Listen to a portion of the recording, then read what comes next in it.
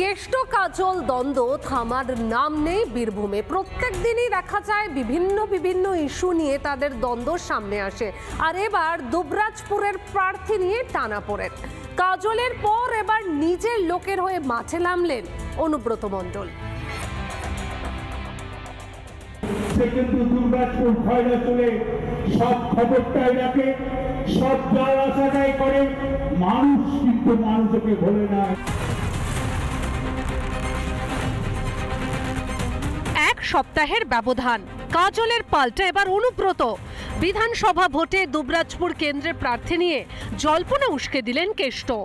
আমাদের আগের বার বিধানসভায় দাঁড়িয়ে মাত্র সামান্য ভোটে হেরে গিয়েছিল, সে কিন্তু দুবরাজপুর খয়রাচলে সব খবরটাই রাখে, সব যাওয়া আসাটাই করে, মানুষ কিন্তু মানুষকে ভোলে না।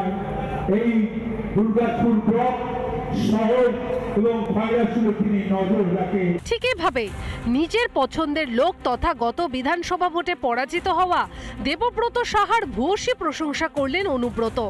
21-এর ভোটে নরেশচন্দ্র বাউরিকে টিকিট না দিয়ে দুবরাজপুরে অনুব্রতর আস্থাভাজন দেবব্রত সাহাকে প্রার্থী করেছিল দল, কিন্তু দেবব্রত হেরে যান।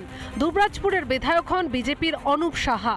সম্প্রতি অনুব্রত গোষ্ঠী থেকে সরে গিয়ে কাজলের অনুগামী হয়েছে নরেশচন্দ্র বাউরি। সেই নরেশকে পাশে বসিয়েই কদিন আগে অনুপ সাহার বিরুদ্ধে তোপ দাগে কাজল শেখ। এবার দেবব্রতর প্রশংসায় অনুব্রত। তবে কি এবার প্রার্থী নিয়ে কেষ্ট কাজলের মধ্যে টানাপোড়েন শুরু দুবরাজপুরে? আমাদের কিন্তু বিরোধীদের ক্ষমতা নেই তৃণমূলের কোনো ক্ষতি করা।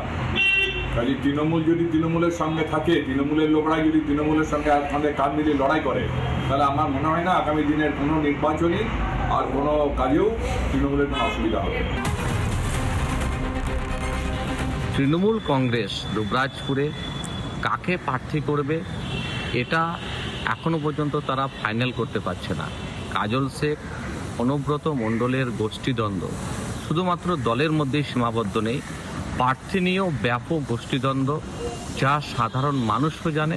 এসব দেখে অনেকেই বলছেন বীরভূমে তৃণমূলকে হারাতে কাউকে দরকার হবে না, তৃণমূলের শত্রু তৃণমূলই। কেষ্ট কাজল দুজনেই যেভাবে ব্যাটিং করছেন তাতে 26-এ হারের রাস্তাটা আরও পরিষ্কার হচ্ছে শাসকের। রিপাবলিক বাংলা। নানা ধরনের কন্টেন্ট দেখার জন্য লাইক করুন, শেয়ার করুন আমাদের ফেসবুক পেজ, সাবস্ক্রাইব করুন আমাদের ইউটিউব চ্যানেল। পাশাপাশি অন্যান্য ব্রেকিং নিউজের জন্য অবশ্যই চোখ রাখুন রিপাবলিক বাংলায়।